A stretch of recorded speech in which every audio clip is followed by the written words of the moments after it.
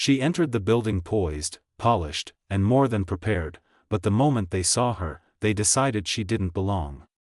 What none of them knew was that her husband had just bought the company, and he was watching every second of it. 43, Bennett had mastered the art of professional grace. With decades of experience in strategic marketing, she had more expertise than many executives earning twice her salary. Yet that morning, sitting in the garage of a gleaming skyscraper in downtown Denver, she paused. Hands on the steering wheel, she took a single, steadying breath before gathering her portfolio, straightening her charcoal blazer, and stepping into the elevator. Every click of her heels echoed certainty. Her resume was pristine. Her references, impeccable. This wasn't just another job interview, it was her re-entry into a world she had stepped away from for nearly 2 years to care for her ailing mother. And Lila was ready to return, stronger than ever. The lobby was immaculate but cold, sterile gray walls, aggressive lighting, and meaningless modern art. Behind the reception desk sat a young woman with a flawless bun and an icy stare that skimmed over Lila like she was misplaced furniture. "Good morning," Lila offered warmly. "I'm here for a 10 o'clock interview with Meredith Holt." The receptionist glanced at her screen, then at Lila, her expression unreadable. "You're Lila Bennett," she said, almost questioning. After a short, whispered call, she set down the phone and gave a brittle smile. "Someone will be with you shortly." Lila thanked her and took a seat by the window, checking her watch. 9:52 a.m. Always early. The room was quiet, almost oppressively so, no other candidates, no office buzz, just stillness. Minutes dragged. At 10:07, a man in a navy suit appeared, his glance at her betraying thinly veiled surprise. "Lila Bennett?" he asked. "Yes," she replied, rising. "I'm Ethan Caldwell, Director of Marketing. I'll be sitting in on your interview with Meredith." No handshake, no greeting, just a curt nod before he turned and gestured for her to follow. Inside the conference room, Meredith Holt barely looked up from her laptop. No pleasantries. No welcome.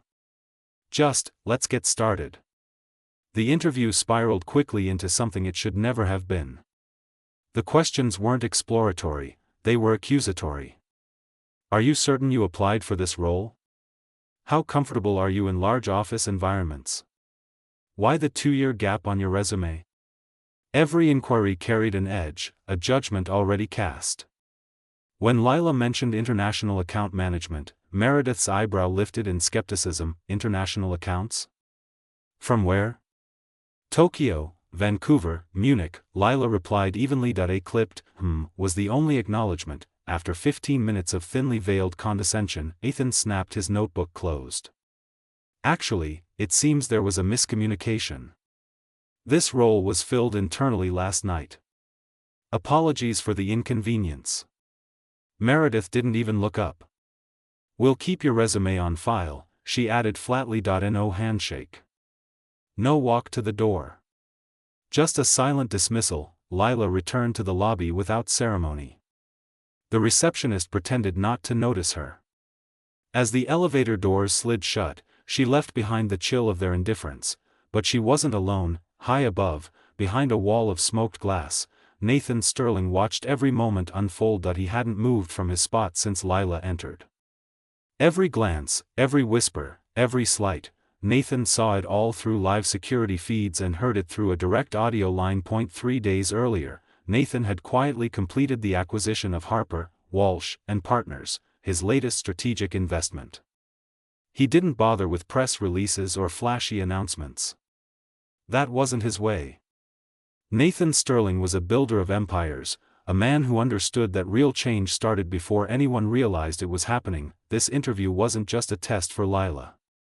It was a test for the company he had just inherited. When Lila offered to skip the interview charade, Nathan asked her to go through with it, just to see what kind of culture he was stepping into. Now, he had his answer. "Play back the last 2 minutes, Nathan instructed. A junior legal analyst at his side cued the recording. They listened in silence to Meredith's clipped tone, Ethan's dismissiveness, the hollow promises of a resume kept on file. Without a word, Nathan pressed the intercom button. "Get HR to my office at 11:30, he said. "Which HR manager, sir?" came the cautious reply. "All of them." He watched the skyline from the 10th floor, Denver gleaming under a bright morning sun, the city moving obliviously below. Meanwhile, the foundations of Harper, Walsh, and Partners were about to shift, and some would be swept away before they even realized it. Nathan had spent the past 48 hours combing through internal documents, hiring patterns, promotion histories, internal communications. The pattern was unmistakable, sameness disguised as selectivity, bias wrapped in the language of culture fit. It was a pattern he recognized too well from his early career, one that left little room for anyone who didn't match a narrow mold. That he turned back to his analyst. "Do we have the footage from the front desk?" "Yes, sir." "Pull the entire encounter, audio, video, time-stamped, and send it to my office. It'll be ready in 20 minutes. Nathan gave a short nod and strode out of the observation suite, his mind already miles ahead. In the elevator, he allowed himself a brief moment to close his eyes. Not anger. Not surprise. Just confirmation. He texted Lila, "Heading home soon. Stay put for a bit. No reply yet." He didn't expect one immediately. She needed space, he understood, but one thing was certain: if the team at Harper, Walsh, and Partners thought they could reduce someone like Lila to a footnote, they were about to learn just how fast a chapter could be rewritten. Upstairs, the countdown had already begun. Meanwhile, in the parking garage, Lila sat in her car, the morning's events weighing heavier than she wanted to admit. She didn't cry. She didn't rage. She just sat there, still, hands folded in her lap, the sunlight striping across her dashboard. Her reflection in the rearview mirror stared back, lipstick flawless, hair immaculate, blazer still perfect. And yet, inside, she felt unseen. 15 years of leadership, 5 award-winning campaigns, 2 Global 500 companies, and they asked if she was sure she had applied for the right job. She exhaled slowly. She hadn't been away from the industry. She had been away caring for someone who needed her most, her mother, her anchor. And when her mother passed, Lila took time to breathe, to heal, to find her center again. Today was supposed to be the start of a new chapter, and it would be, just not in the way they expected. The conference room they entered was nothing like the sterile spaces downstairs. It was warm, paneled in dark wood, sunlight filtering through floor-to-ceiling windows. A long table gleamed under soft lighting. At the head of it stood Nathan, hands tucked neatly into his pockets, his posture relaxed but unmistakably authoritative. When he saw her, a subtle smile touched the corner of his mouth, more pride than greeting. "Welcome back," he said simply. Lila paused a beat before stepping forward. "Nathan, what is this?"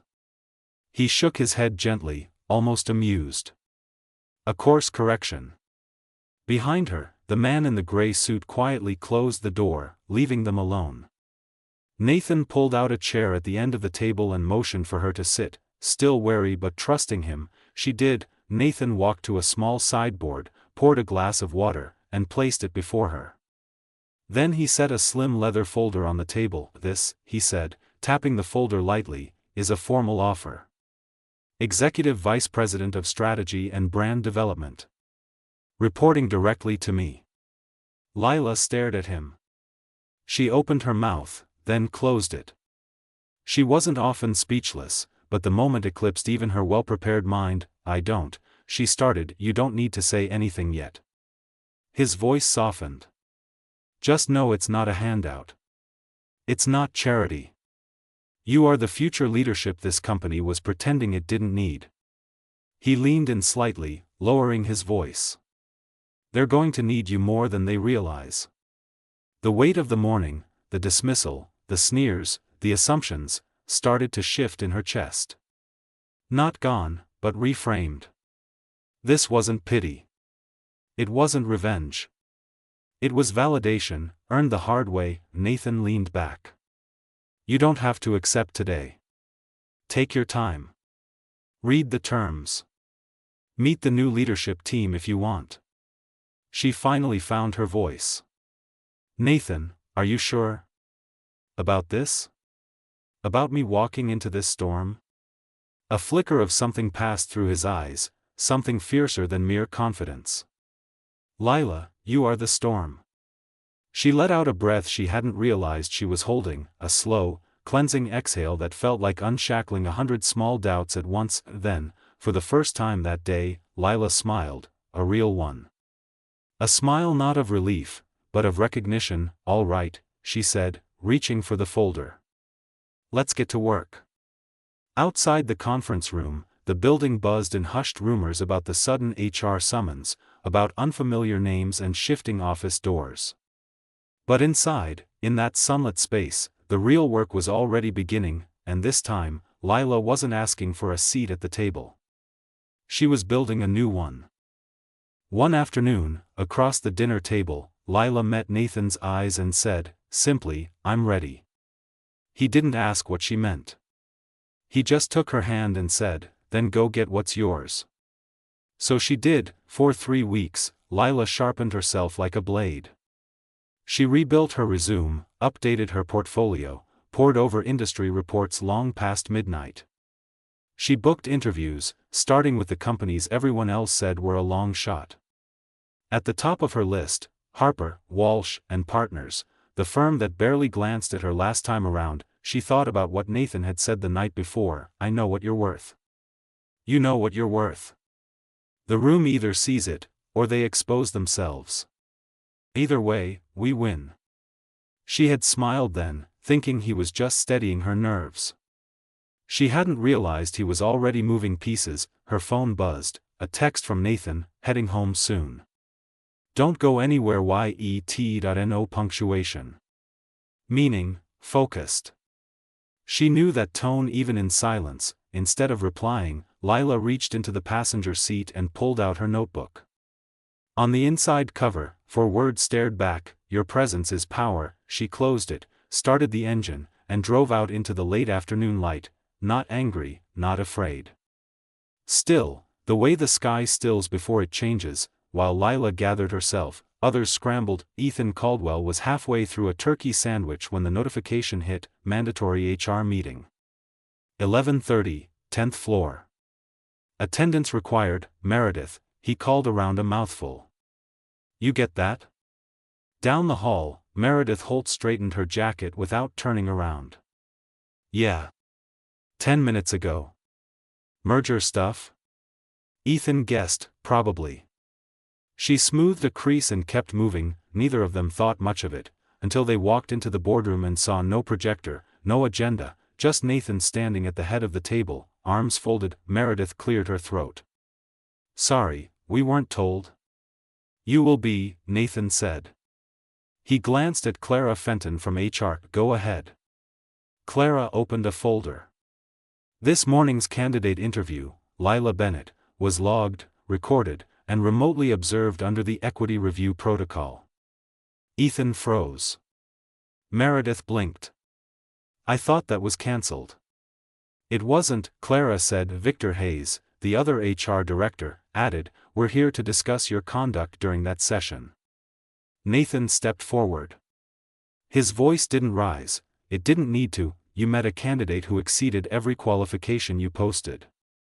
Instead of assessing her, you questioned whether she'd applied for the right job, then claimed the position was already filled. Ethan stumbled for words. There was an internal applicant, late arrival, and? Nathan asked, voice mild but knife-edged. Meredith shifted in her seat. With respect, her background wasn't linear. There was a 2-year gap, caring for a dying parent, Nathan said flatly. As her resume clearly stated. Silence. What else did you miss? He asked. Or was it that you saw exactly what you wanted, and dismissed her anyway? No answer. Nathan let the silence stretch. Here's what happens now. A full audit of your hiring history. Every candidate. Every rejection. Starting today. Meredith's face drained. Ethan tried again. It was a misread, that's all. No harm meant. Nathan looked at him without blinking. Happens to who? They had no answer, and when the leadership transition announcement goes live next week, he finished, your names will not be on it. Across the building, the walls started shifting, and outside those walls, Lila was already walking forward. She crossed the lobby with steady footsteps. No sideways glances this time, no forced smiles. A tall man in a gray suit greeted her. Ms. Bennett? Mr. Sterling is expecting you. He led her down a private hallway lined with client awards. The air felt different, not cold, not hostile. Just still, like something important was about to begin. They stopped outside a glass-walled conference room. Nathan stood inside, waiting. His eyes found hers, searching, not for weakness, but for fire. She gave a slight no smile. No need. Nathan turned to the executives seated at the table, 3 senior leaders, a legal counsel, and Clara from HR. Everyone, he said, this is Lila Bennett. Strategic marketing leader. 15 years of measurable impact. Until this morning, treated like a clerical error by your hiring team. Lila stepped forward without hesitation. I didn't come here asking for favors, she said. I know exactly what I bring to the table. I don't need validation. I expect recognition. Silence, she continued, voice steady. I took a career break to care for my dying mother. I won't apologize for that. And I will not be reduced to a resume gap you didn't bother to read. The legal rep shifted uncomfortably. Nathan stepped back, letting her take full control. Inclusivity isn't a press release, Lila said. It shows up when nobody's looking. Finally, Olivia Grant, one of the executives, leaned forward. No excuses, she said quietly. But if given the chance, would you lead here? Lila didn't hesitate. I walked in this morning looking for opportunity. What I found was clarity. I'm not a maybe. I'm not someone you gamble on. I'm the best return you'll ever miss. Nathan's mouth twitched with pride. Lila turned to him. We good? He nodded. Always. And without looking back, she walked out. The fallout was immediate. By morning, an internal email flashed across every desk. Subject, leadership update and organizational shift. The new CEO, Nathan Sterling, introduced himself with brutal clarity. Third-party hiring review. Immediate senior leadership changes. Ethan Caldwell and Meredith Holt, terminated. No vague promises. No smoothing the rough edges. By noon, Harper, Walsh, and partners felt like a house rattling in the wind. Meanwhile, across town, Lila was already building something better. At a small cafe, Lila sat with her laptop, sketching the future. Compass Point Solutions, her own firm. Her own table. No permission needed. Clients from her old network had already reached out quietly. Now, she was ready. Strategic brand storytelling with a focus on underrepresented voices. A consultancy built for the overlooked, by someone who refused to be overlooked anymore. The barista set a coffee beside her. On the house, she said, shyly. My aunt told me what you did. Said you were incredible. Lila smiled, small but real. The sky outside was turning gold. That evening, back home, the house smelled of roast herbs and orange peel. Nathan leaned against the fridge, glass in hand. You know, he said, when I asked you to go to that interview, I wasn't testing you. I know, Lila replied, pouring tea. You were testing them. Nathan chuckled. Didn't expect them to fail that hard. That's because you still believe people will do better, she said softly. Nathan placed his hand on her back. You didn't flinch. Even when they tried to shrink you. Still doesn't mean silent, she murmured. They stood there, the room warm around them. They offered the job, didn't they? Nathan asked. They did, Lila said, smiling into her tea. I told them I already have a better one. He raised an eyebrow. You name it yet? Compass Point Solutions. He nodded approvingly. Strong. True. Yours. Later, a knock at the door. Olivia Grant, envelope in hand. A formal acknowledgement, she said. Apologies signed by the board. Lila didn't take it. She met Olivia's eyes. Respect doesn't come in a folder, she said quietly. Olivia nodded, understanding. For what it's worth, they're scared now. Not of you. Of being seen. Lila gave a slight nod and closed the door. Back at the table, Nathan scrolled his phone. Pinnacle Associates messaged me, he said. Asking about you. Lila grinned. Tell them I don't play games. I deliver results. He laughed. Will do. They sat together in the kitchen, not in silence, but in something fuller, not revenge, not victory laps, just truth. Lila hadn't demanded. She hadn't begged. She'd walked out, and built her own door.